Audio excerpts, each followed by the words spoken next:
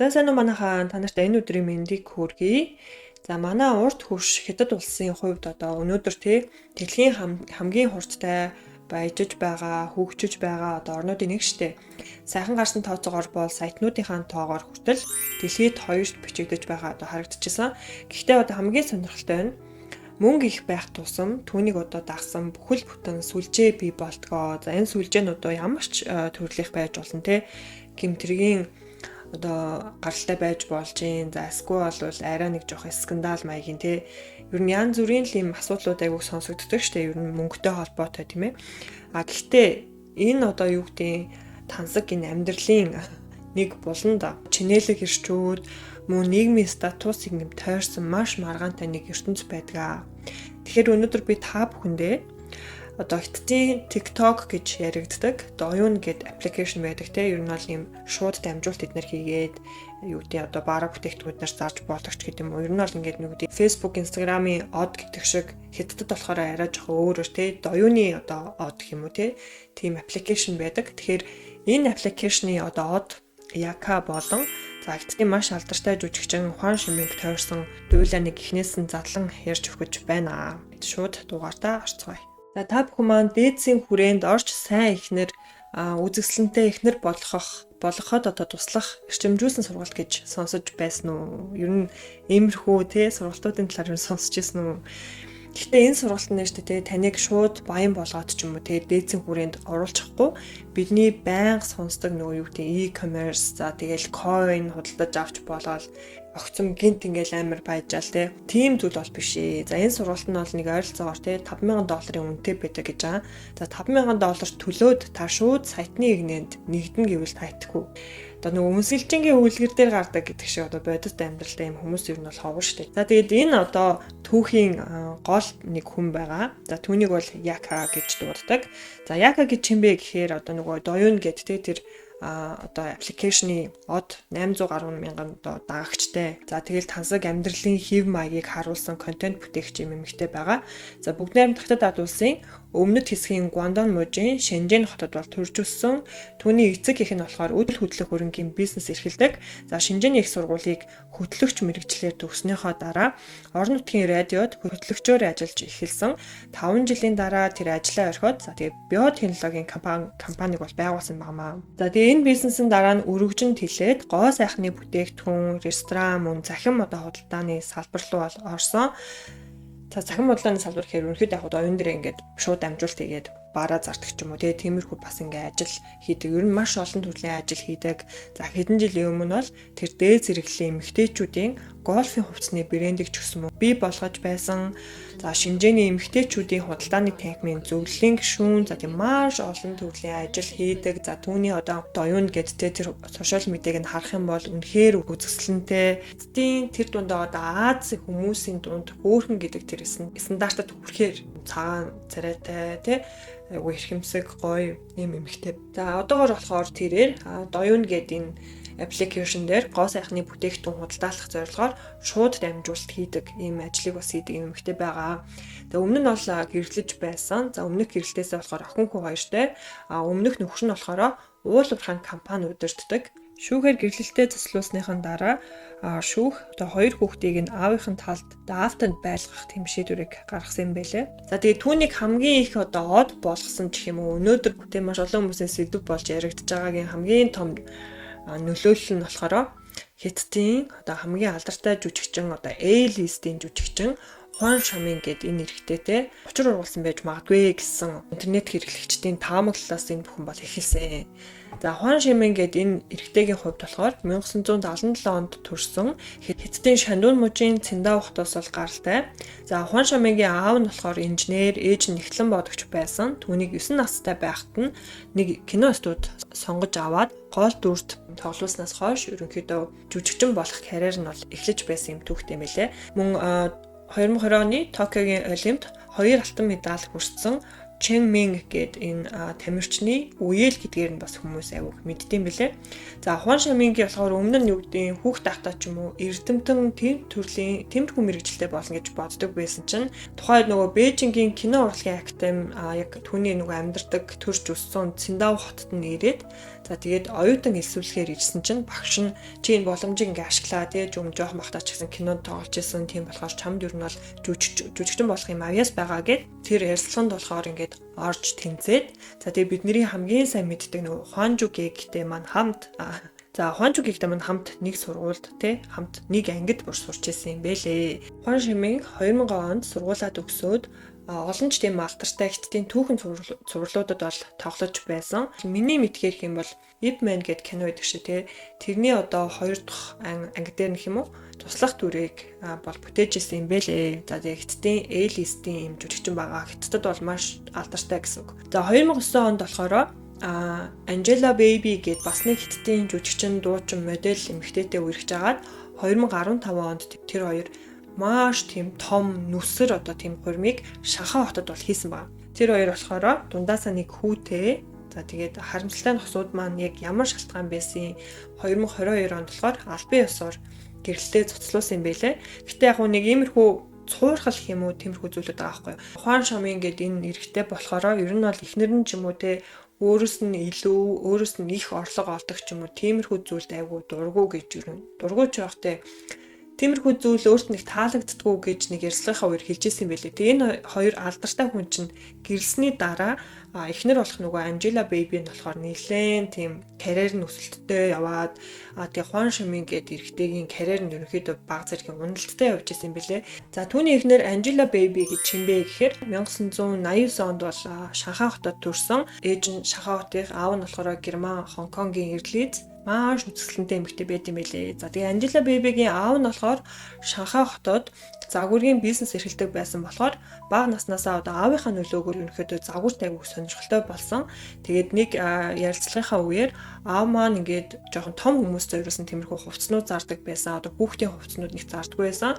Гэхдээ би дэлгүүрт нь очиод дандаа шинэ хувцснуудыг өмсөж үзээд хооронд нь хослуулж тоглох айгүй дуртай байдаг гэсэн. Тэгээ тэр цагаас хойш модель болох тэр суур маань бол тэндээс тавигдсан гэж. За тэгээ Angela Baby болохоор 13 настайдаа Хонконг руу нүүгээд за тэгээ 14 настайдаа Style International Management гэдэг тэр одоо модель агентлагтай гэрээ байгуулад түүний моделийнх нь карьер нь бол эхэлж исэн. Англи нэрийг нь болохоор Angela тэгээд баг дунд сургуульд нь байхад нь одоо хүмүүс түүнийг Baby гэж одоо хочлдог байсан юм байлээ.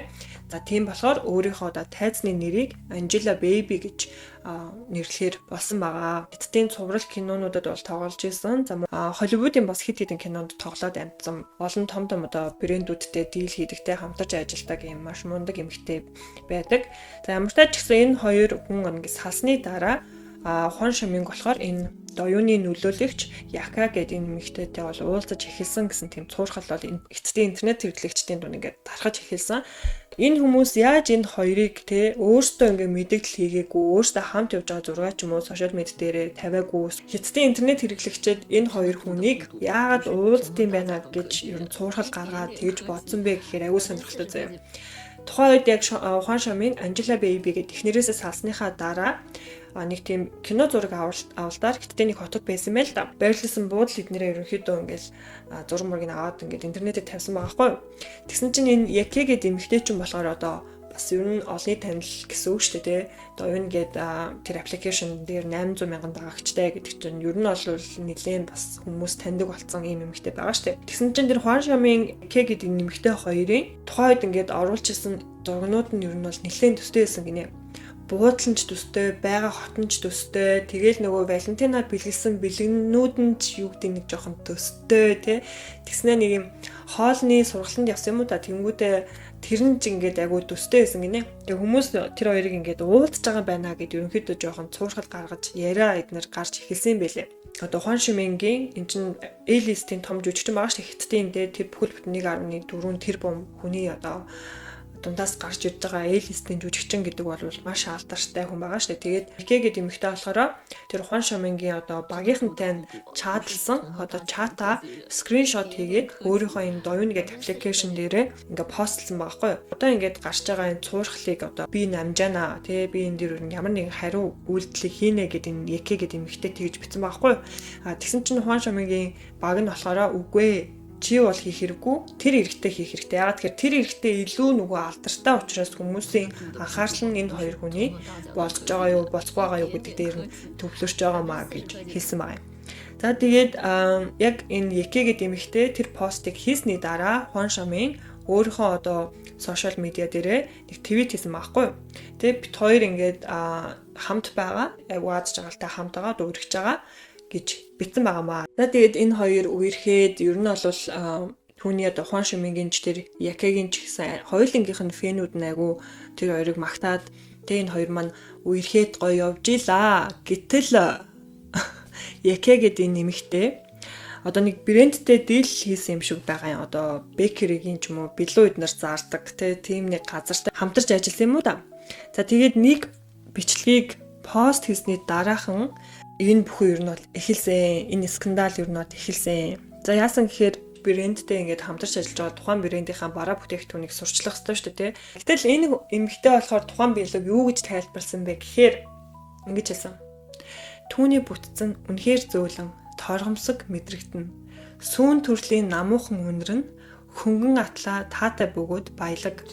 Тансаг амт нь амыг бүхэлдэн бүрхэж тагнайд хүртэл зөөлөн хөрч үнэхээр сайхан мэдрэмж төрүүлнэ. Билүүг ингэж тайлбарлаж байгаа хгүй. Тэгсэн энэ өгүүлбэр нь хиттийн тэр доюун дээр ингээд битүү тренд болж явж байгаа хгүй. Тэнгүүдээ хүн болгоо ингээд өөрийнхөө идж байгаа зүйлийг яг энэ нэмэгтэй шиг ингэж тайлбарлаад шок маягаар комеди маягаар гэмүү энэ нэмэгтэйг ингээд дүүрэж байгаа хгүй. Тэгээ хүн болгоо ер нь бол маш их анхаарлаа энэ нэмэгтэйд хандуулж эхэлсэн. Билууга тайлбарлаж байгаа нь үнтэй виног тайлбарладаг нэг зар сурчлагаа гэх юм уу. Тим юмнаас ингээд бүр яг аваад хуулбарлаад тэгээд ярьсан байсан. Тэгээ хүмүүс ер нь бол тэрэнд нь ингээд айгу шоклоод гэх юм уу зурган комеди маягаар тэр энэ нэмэгтэйгийн сошиал медиа дээр ингээд ухаж эхэлж байгаа хгүй. Тэгээ өмнө нь ямар бичлэг хийдэг байсан. Ер нь яг юу идэг эмэгтэй ингээд хүмүүс айгуух сонирхож эхэлсэн байгаамаа. Хоёр эмэгтэй байгаа хгүй. За тэгээд тэр хоёр эмэгтэй болохоор зэрэг хятадын бас нэлийн алдартай хүмүүс хоёр эрэгтэйтэй гэрэлсэн байгаа юм. За нэг нь болохоор Луна гэдэг эмэгтэй байгаа. Энэ эмэгтэй болохоор онгоцны үйлчлэгч байжгаад Тайван Америкийн од Viber Pen гэдэг нэрхтээтэй болохоор гэрэлсэн. Дараагийнх нь болохоор Moco Fan гэдэг эмэгтэй байгаа. Энэ нэмэгтэй болохоор модельээр ажилладаг байсан. За тийм маш алдартай одоо супер одоо алдартай хятадын бас нэг жүжигчин Aaron Kwok гэдэг энэ нэрхтээтэй бол гэрэлсэн байгаа. Ягаад энгийн хүмүүстэй ингэж гэрлэж болохгүй гэж тэгчний алдартай ч гэсэн энгийн хүмүүстэй гэрлэж одоо гэр бүл болцсон хүчнээ хүмүүс байгаа штэ. Энэ хоёр эмэгтэйгийн талаар нэг маш сэжигтэй зүйл олсон нь юу байсан гэхээр нэг зураг гарч ирсэн. За тэгээд энэ зураг нь ямар зураг байсан бэ гэхээр би нөгөө та бүхэндээ баг дугаарыг ихэнд дурдчихсан шүү дээ. $5,000 үнэтэй сургалт гээд. Гэтэ зөвхөн $5,000 ч биш. Энээс ч их хэмжээгээр одоо тухайн сургалтыг явуулдаг тэргүүнээс ганцаарчлсан сургалт авах юм бол энээс ч илүү одоо төлбөр төлдөг ийм сургалт байгаа хгүй. За тэгсэн чинь энэ Luna Moco Fan гэдэг энэ хоёр эмэгтэй болохоор энэ сургалтыг одоо үүсгэн байгуулагч Эми гэдэг энэ эмэгтэйтэй хамт авахулсан зургийг нь биш дээ интернет хэрэглэгчид олоод гаргаад ирсэн. Эми гэдэг энэ эмэгтэйгийн баян эрэгтэйчүүдийг одоо уургалаж гэрлэхүү гэдэг тэр сургалтанд нь сууж исэн байна. Энэ эмэгтэйгийн шавнар исэн байна гэдгийг ер нь бол гаргаж ирдэг байхгүй юу? Тэгээ яагаад энэ түүхийг би яриад байна вэ гэхээр энэ Яка гэдэг эмэгтэй болохоор бас энэ сургалтыг авч исэн гэдгийг нь интернет хэрэглэгчид барьж авсан байгаа. Гэтэ хамгийн инээдтэй нь яаж барьж авсан бэ гэдгсэн чинь энэ одоо Яке гэдэг эмэгтэй Хуан Шамингтэй дучир угуулад болцож эхлэхээс өмнө авахулсан хит хитэн ийм зургнууд нь хятадын бас яг энэ доюуны инфлюенсер одоо нөлөөлөгч ийм эмэгтэйчүүдийн зургнууд эднэр нь яг адилхан байсан гэсэн. Бүр ингээд өмсцэн хувцснууд нь байгаа газар нь одоо буудалж исэн буудал нь тэгээ унж явж исэн машин барьж исэн нөгөө одоо юу гэдэг Chanel, Gucci-гийн цүнх эднэр нь бүгдээр ижлэхэн байсан гэж аахгүй. Тэгсэн чинь энэ сургалтанд бас яадаг гэхээр үнэтэй тансаг зэрэглэлийн машин ч юм уу эсвэл буудал одоо 5 одтой буудал те эсвэл амар үнэтэй хувцас одоо цүнх те энэ бүгдийг түрээслүүлдэг. Тэр анилж байгаа эрэгтэйчүүдийнхээ хүссэн эмэгтэй болохын тулд өөрийнхөө сошиал медиаг яг тэр эрэгтэй хүмүүст одоо зориулсан маягаар тэр эрэгтэй хүмүүсийн одоо дуртай таалагддаг тийм эмэгтэй одоо байхын тулд маш их нүүрэндээ местасл хийлгээд энэ эрэгтэйгийн сонирхдаг төрлийн эмэгтэй болох эрэгтэй чадалж эхлэх юм бол тэр эрэгтэйд юу гэж бичиж эхлэх үү гэдэг юм уу те одоо яг гэдэг эмэгтэй A-list-ийн амар алдартай жүжигчэнтэй нэр холбогдох нь энэ хүний хувьд айгүй чухал байсан. Тэгээ Яке гэдэг нэмэгтэйгийн одоо Хуан Шамингтэй болцсныхоо дараа ч гэсэн энэ хоёрын маань дуйланд амьдрал бол ингэж дуусаагүй. Яасан гэхээр энэ Никэ гэдэг эмэгтэйг ер нь бол ийм амар шүүмжлэлт өртөөд байгаа. Энэ сургалтыг аваад за тэгээд энэ Хуан Шамиг ер нь бол онилж энэ эрэгтэйтэй харилцаа үүсгэхийг хүссэн эмэгтэй байна гэдгийг нь болохоор гэхдээ тэр интернет хэрэглэгчид ерөнхийдөө бол мэдээд авцсан. Тийм учраас энэ эмэгтэйд бол нэлээд дургу за тэгээд үзэн атсан тиймэрхүү сэтгэлдлүүд бол айгүй өгчөөсөн. Тэр ч утгаараа Хуан Шамингийн одоо шинэ гаргасан тухайд одоо энэ хоёр хүн ирж яхад шинээр гаргажсан киног нь хүмүүс ерөөсөө очиж үзээгүй. Кино нь ерөнхийдөө бараг дампуурсан гэж хэлж болохоор. За тэгээд Хуан Шаминг бол олон нийтийн өмнө уучлалт гуйсан. За тэгэд юу гэж уучлалт гуйсан бэ гэхээр Яка гэдэг нэмэгтэйтэй үерхэж болцож одоо учир ургуулсандаа уучлалт гуйсан. Хоёр бол ингээд ямар ч холбоогүй уулзгаа болсон гэд хэлсэн чинь энэ Яка гэдэг эмэгтэй маань Хуан Шамигаас жирэмсэн болсон гэдгээ хэлсэн. Яка гэдэг эмэгтэй болохоор Хуан Шамигаас бол жирэмсэн болоод ямар ч гэсэн энэ хоёр бол дундаасаа нэг хүүхэдтэй болсон юм байна лээ. За гэхдээ манайхаа одоо энэ төрлийн юу гэдэг сургалтыг зөвхөн ингээл хятад улс ганцаараа зохиогоол тэгээ энэ хятад улсад л иймэрхүү төрлийн сургалт байгаад байгаа юм биш. Ер нь бол ингээл энэ тэмдгүүд чинь Балкан орнууд байна тий одоо Серб ч гэдэг юм уу Албани одоо юу гэдэг энэ орнуудад ч гэсэн иймэрхүү төрлийн сургалтууд байдаг. За тэгэл 1700-аад оны сүүл үед одоо Европт жишээлбэл Finishing School гэдэг ийм сургуулиуд бол байдаг гэсэн. Гэхдээ энэ сургууль нь бол юу гэдэг энэ скандал шиг бол юм биш одоо сургалт яснаа эрэгтэй хүндтэй таалагдахын тулд ингэдэг гэж юусоо заадаггүй. За энэ сургалтууд нь болохоор яадаг гэсэн гэхээр ер нь бол Европын язгууртнуудын хүрээнд элит айлын охтууд залуу эмэгтэйчүүдэд ерөнхийдөө биеэ яаж авч явах уу те ямар хуу одоо ёс зүйтэй байх ёстой вэ гэдэг талаар ерөнхийдөө хичээл заадаг гэсэн. Тэгээд 1800-аад он 19-р зууны үед гэсэн үг шүү те. Энэ сургуулиуд бол нэлээд түгээмэл байсан. Ялангуяа одоо Швейцар, Франц, Их Британи зэрэг орнуудад бол нэлээд өргөн дарахж байсан. Ихэвчлэн одоо баян айлын охтод те язгууртнуудын ийм хүрээнд орохдоо ерөнхийдөө ямар хуу ёс зүйтэй байх ёстой вэ гэдэг талаар ерөөдөө хичээл зааж исэн. Гэхдээ дэлхийн 2 дугаар дайны дараа бол энэ сургуулиудын нэр хүнд нь бол нэлээд буурсан, нийгэм өөрчлөгдсөн, эмэгтэйчүүд одоо дээд боловсрол, ажил мэргэжлүүд ч гэсэн илүү одоо ажил мэргэжилтэд илүү анхаардаг болсон, эмэгтэйчүүд одоо гэртээ байж тэ гэрээ эзэгтэй заавал байх ёстой гэсэн тэр одоо хөвшмөл ойлголт байха болсон. За тэгээд энэ төрлийн сургуулиуд нь бол хаагдаж харин орчин үед болохоор юу гэдэг нь жоохон ёс зүй харилцааны сургалт болж өөрчлөгдсөн. Гэтэ Оросд ч гэсэн жишээлбэл Princess School гэж байсан. За тэгэл Америкт болохоор бүр одоо нөгөө Sugar Baby, Sugar Daddy, Sugar Mommy гэж ярьдаг штеп. Энэ төрлийн сургалтууд ч гэсэн одоо хүртэл ингээл явагдчихэдэг.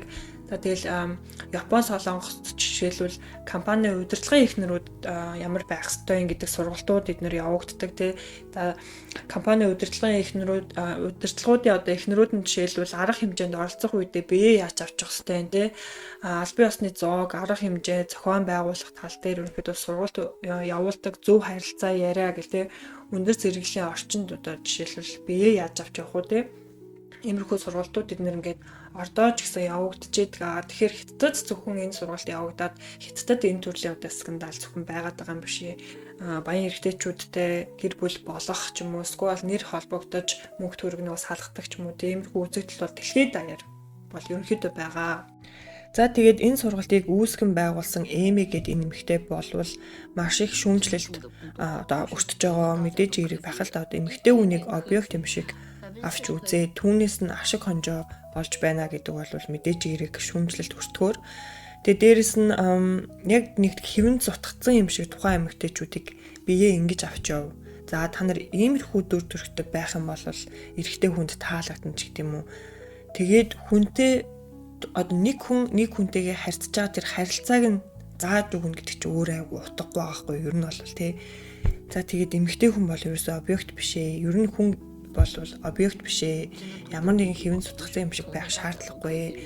Ер нь өөрийнхөө хүч хөдөлмөрөөр, өөрийнхөө чадлаар ямарваа нэгэн амжилтанд хүрнэ гэдэг бол өөрөө маш гоё хамттай байдаг гэж би бол хувьдаа боддог. За тэгээд та бүхэн маань энэ сэдвийн тал дээр ямархуу үзэл бодолтой байдаг вэ? Надтай болон бусадтайгаа хуваалцаарай. Хэдүүлээ дараагийн дугаараар удахгүй уулзацгаая. Түр баяртай. Өдрийг сайхан өнгөрүүлцгээе.